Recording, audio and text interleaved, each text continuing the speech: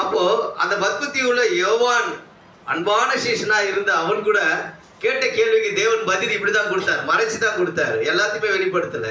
யாருக்கு? யோவானுக்கு. ஆனா ஆமோஸுக்கும் இன்னைக்கு மனோவுக்கும் ஸ்ரீதருக்கும் உங்களுக்கு அதை வெளிப்படுத்தி இருக்கிறார். அல்லேலூயா.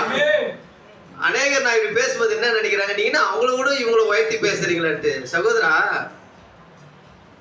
ஒரு ஆட்டோ என்னை ஏத்தின்னு வந்தது, நீ ஆட்டோவே பெருசா பேசுனீங்க. வந்துகிற நபர் நான் வந்த இடத்துல இறங்கிட்டேன்ல, ஆட்டோ எனக்காக தானே வந்தது.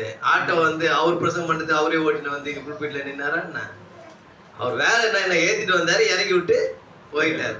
யோவானை கூப்பிட்டு இதை எழுத போனாரு, எழுதிட்டு போயிட்டாரு அவரு. ஆனா யாருக்கு எழுதப்பட்டது? அது மனவாட்டியாக நமக்கு தான் அது எழுதப்பட்டது. அல்லேலூயா.